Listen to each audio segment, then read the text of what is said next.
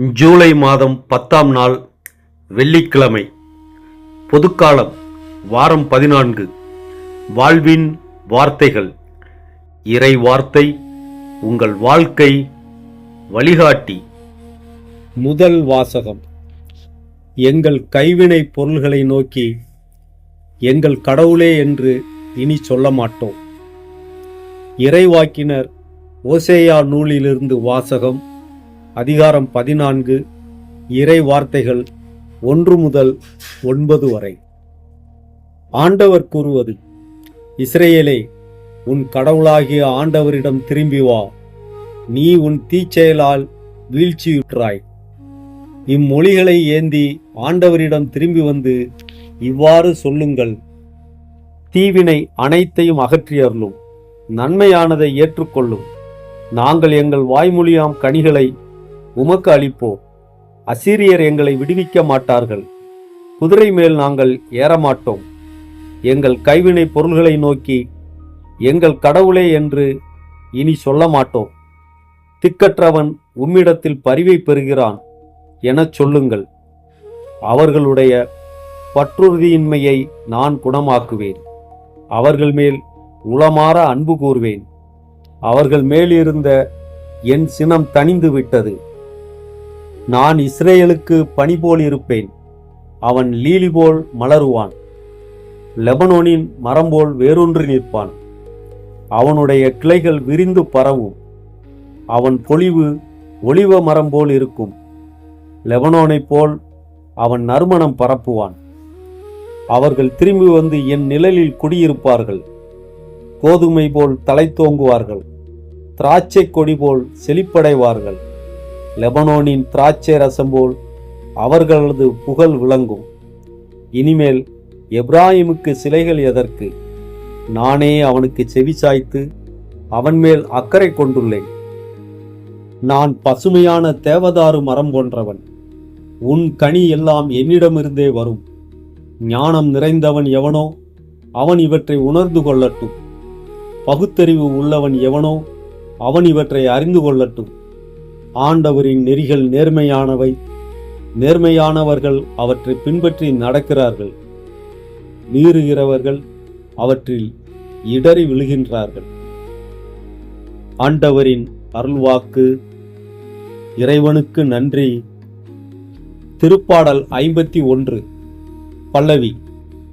ஆண்டவரே, என் வாய் உமக்கு புகழ் சாற்றிடும். கடவுளே, உமது பேரன்புக்கேற்ப எனக்கு இரங்கும். உமது அளவற்ற இரக்கத்திற்கேற்ப என் குற்றங்களை துடைத்தருளும். என் தீவினை முற்றிலும் நீங்கும்படி என்னை கழுவியருளும். என் பாவம் அற்றுப்போகும்படி என்னை தூய்மைப்படுத்தியருளும். பல்லவி. ஆண்டவரே, என் வாய் உமக்கு புகழ் சாற்றிடும். இதோ, நீர் விரும்புவது உள்ளத்து உண்மையே. மெய்ஞானத்தால் என் மனத்தை நிரப்பும். ஈசோப்பினால் என்னை கழுவியருளும். நான் தூய்மையாவேன். என்னை கழுவியருளும். உறைபனியிலும் வெண்மையாவேன். பல்லவி. ஆண்டவரே, என் வாய் உமக்கு புகழ் சாற்றிடும். கடவுளே, தூயதோர் உள்ளத்தை என்னுள்ளே படைத்தருளும். உறுதி தரும் ஆவியை புதுப்பிக்கும் ஆவியை என்னுள்ளே உருவாக்கியருளும். உமது முன்னிலையிலிருந்து என்னை தள்ளிவிடாதேயும்.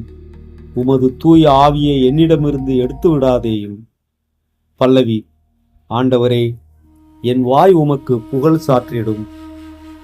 உம் மீட்பின் மகிழ்ச்சியை மீண்டும் எனக்கு அளித்தருளும். தன்னார்வ மனம் தந்து என்னை தாங்கி அருளும். என் தலைவரே, என் இதழ்களை திறந்தருளும். அப்பொழுது என் வாய் உமக்கு புகழ் சாற்றிடும். பல்லவி. ஆண்டவரே, என் வாய் உமக்கு புகழ் சாற்றிடும். நற்செய்திக்கு முன் வாழ்த்தொலி. அல்லேலுயா, அல்லேலுயா. உண்மையை வெளிப்படுத்தும் தூய ஆவியார் வரும்போது அவர் முழு உண்மையை நோக்கி உங்களை வழிநடத்துவார். அவர் என்னிடமிருந்து கேட்டு உங்களுக்கு அறிவிப்பார். அல்லேலுயா. நற்செய்தி வாசகம். பேசுபவர் நீங்கள் அல்ல, மாறாக உங்கள் தந்தையின் ஆவியாரே. மத்தேயு எழுதிய தூய நற்செய்தியிலிருந்து வாசகம். அதிகாரம் 10, இறை வார்த்தைகள் 16 முதல் 23 வரை. அக்காலத்தில் இயேசு தம் திருத்தூதர்களை நோக்கி கூறியது, இதோ, ஓநாய்களிடையே ஆடுகளை அனுப்புவதைப் போல் நான் உங்களை அனுப்புகிறேன். எனவே பாம்புகளைப் போல் முன்மதி உடையவர்களாயும் புறாக்களைப் போல கபடு அற்றவர்களாயும் இருங்கள். எச்சரிக்கையாக இருங்கள். ஏனெனில் மனிதர்கள் உங்களை யூத சங்கங்களிடம் ஒப்புவிப்பார்கள். தங்கள் தொழுகை கூடங்களில் உங்களை சாட்டையால் அடிப்பார்கள். என் பொருட்டு ஆளுநர்களிடமும் அரசர்களிடமும் உங்களை இழுத்துச் செல்வார்கள். இவ்வாறு யூதர்கள் முன்னும் பிற இனத்தவர் முன்னும் சான்று பகர்வீர்கள். இப்படி அவர்கள் உங்களை ஒப்புவிக்கும் பொழுது என்ன பேசுவது, எப்படி பேசுவது என நீங்கள் கவலைப்பட வேண்டாம். நீங்கள் என்ன பேச வேண்டும் என்பது அந்நேரத்தில் உங்களுக்கு அருளப்படும். ஏனெனில் பேசுபவர் நீங்கள் அல்ல, மாறாக உங்கள் தந்தையின் ஆவியாரே உங்கள் வழியாய் பேசுவார். சகோதர சகோதரிகள் தம் உடன் சகோதர சகோதரிகளையும் தந்தையர் பிள்ளைகளையும் கொல்வதற்கென ஒப்புவிப்பார்கள். பிள்ளைகள் பெற்றோருக்கு எதிராக எழுந்து அவர்களை கொல்வார்கள். என் பெயரின் பொருட்டு உங்களை எல்லாரும் வெறுப்பார். இறுதி வரை மன உறுதியுடன் இருப்போரே மீட்கப்படுவர். அவர்கள் உங்களை ஒரு நகரில் துன்புறுத்தினால் வேறொரு நகருக்கு ஓடிப்போங்கள். மானிட மகனின் வருகைக்கு முன் நீங்கள் இஸ்ரேலின் எல்லா நகர்களையும் சுற்றி முடித்திருக்க மாட்டீர்கள் என உறுதியாகவே உங்களுக்கு சொல்கிறேன். ஆண்டவரின் அருள்வாக்கு. கிறிஸ்துவுக்கு புகழ். திருப்பாடல் 128 என்பது ஆண்டவருக்கு அஞ்சி அவர் வழிகளில் நடக்கும் குடும்பங்களுக்கு கிடைக்கும் வளம், அமைதி மற்றும் தெய்வீக ஆசீர்வாதங்களை பாடும் ஒரு அழகான மகிழ்ச்சி பாடலாகும். இதன் அடிப்படையில் இன்றைய ஜெபம். பேரன்பு மிக்க எங்கள் இறைவா, ஆண்டவராகிய உமக்கு அஞ்சி உமது வழிகளில் நடப்போர் அனைவரும் பேறு பெற்றோர் என்ற உமது வார்த்தைக்காக உமக்கு நன்றி செலுத்துகிறோம். நாங்கள் எப்போதும் உமது கட்டளைகளுக்கு கீழ்ப்படிந்து உமக்கு உகந்த வழிகளில் வாழும் வரத்தை தந்தருளும்.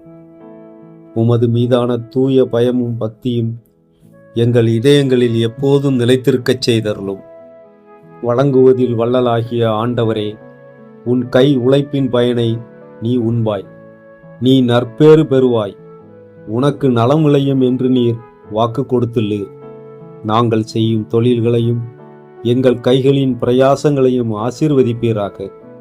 எங்கள் உழைப்பு வீணாகாதபடி தடுத்து அதன் நிறைவான பலனை நாங்களும் எங்கள் குடும்பத்தாரும் மகிழ்வோடு தூக்கச் செய்தருளும். வறுமையும் தேவையற்ற கடன்களும் எங்களை அணுகாதபடி காத்து எங்கள் வாழ்வில் எப்போதும் நிறைவையும் நன்மையும் தந்தருளும். குடும்பங்களை உருவாக்கும் உன்னத இறைவா, எங்கள் இல்லங்களை ஆசியால் நிரப்பும். எங்கள் குடும்பத்தின் தூணாக விளங்கும் இல்லத்தரசியை ஆசீர்வதியும். உன் இல்லத்து உள் அறையில் உன் மனைவி கனிதரும் திராட்சை கொடி போல் இருப்பாள் என்ற வாக்கின்படி எங்கள் குடும்பத்து தலைவி நற்பண்புகளாலும் உமது அருளாலும் நிறைந்து குடும்பத்தை அன்போடு வழிநடத்தும் ஞானத்தை தந்தருளும். அவரது வாழ்வும் அர்ப்பணிப்பும் எங்கள் இல்லத்திற்கு செழிப்பையும் மகிழ்ச்சியும் தருவதாக அமையதட்டும். தலைமுறைகளை ஆசீர்வதிக்கும் ஆண்டவரே, மேசை சுற்றிலும் பிள்ளைகள் ஒளிவ கன்றுகளைப் போல் இருப்பார்கள் என்ற திருப்பாடலின் வரிகளுக்கு உமக்கு நன்றி கூறுகிறோம். நீர் எங்களுக்கு தந்த பிள்ளைகளை உமது இறையச்சத்தில் வளர்க்க எங்களுக்கு அருள் தாரும்.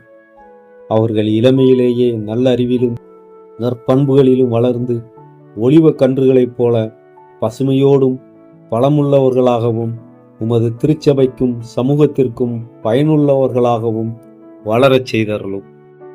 ஆண்டவரே, உமக்கு அஞ்சி நடக்கும் மனிதர் எத்தகைய ஆசி பெறுவர் என்பதை எங்களுக்கு உணர்ச்சியுள்ளீர். சீயோனிலிருந்து ஆண்டவர் உனக்கு ஆசி வழங்குவாராக என்று வாழ்த்தியபடி உமது பரிசுத்த ஸ்தலத்திலிருந்து புறப்படும் ஆசீர்வாதம் எங்கள் குடும்பங்களை நிரப்பட்டும். எங்கள் வாழ்நாளெல்லாம் நாங்கள் உமது பேரன்பை கண்டு மகிழவும், எங்களது அன்றாட தேவைகளில் உமது கரம் துணையாயிருக்கவும் அருள் புரியும். அமைதியின் அரசரே, நீ உன் பிள்ளைகளின் பிள்ளைகளை காண்பாய். இஸ்ரேலுக்கு அமைதி உண்டாவதாக என்ற உமது வாழ்த்து எங்கள் குடும்பங்களில் நிறைவேற ஜெபிக்கிறோம். எங்கள் குடும்பங்களில் உள்ள முதியோர்கள் நீண்ட ஆயுளோடும் நல்ல ஆரோக்கியத்தோடும் வாழச் செய்தருளும். பேரப்பிள்ளைகளை கண்டு மகிழும் பாக்கியத்தை அவர்களுக்கு தந்தருளும். எங்கள் இல்லங்களிலும் எங்கள் பிள்ளைகளின் வாழ்விலும் எங்கள் தேசத்திலும் உமது தெய்வீக அமைதியும் சமாதானமும் என்றும் நிலைத்திருக்கச் செய்தருளும். எங்கள் மீட்பராகிய கிறிஸ்து வழியாக உம்மை மன்றாடுகிறோம். ஆமென். திருச்சிலுவை அடையாளத்தினாலே தீயோனிடமிருந்து எங்களை விடுவித்தருளும் எங்கள் இறைவா. தந்தை, மகன், தூய ஆவியார் பெயராலே ஆமென்.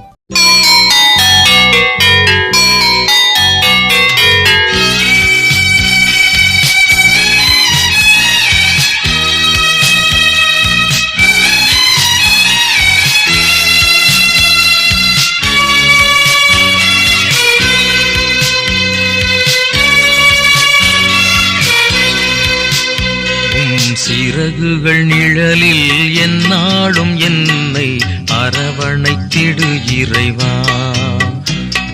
சிறகுகள் நிழலில் எந்நாளும் என்னை அரவணைத்திடு இறைவா. அந்த இருளிலும் ஒளி சுடரும் என் தணலிலும் மனம் குளிரும். அந்த இருளிலும் ஒளி சுடரும் தணலிலும் மனம் குளிரும்.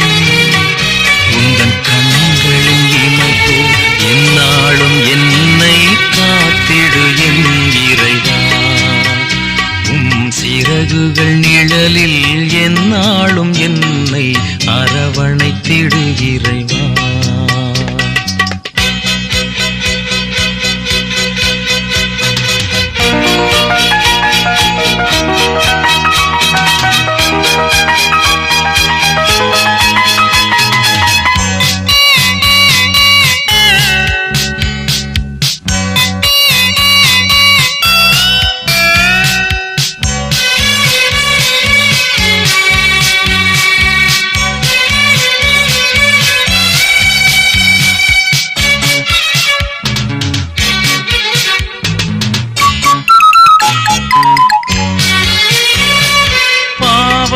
சுமையாயிருந்தும் உன் மன்னிப்பில் பனி போல் கரையும்.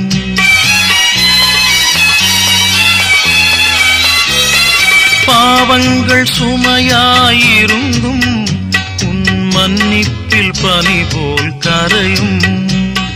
கருணையின் மழையில் நனைந்தால் உன் ஆலயம் புனிதம் அருளும். கருணையின் மழையில் நனைந்தால் உன் ஆலயம் புனிதம் அருளும். சிறகுகள் நிழலில் எந்நாளும் என்னை அரவணைத்திடு இறைவா.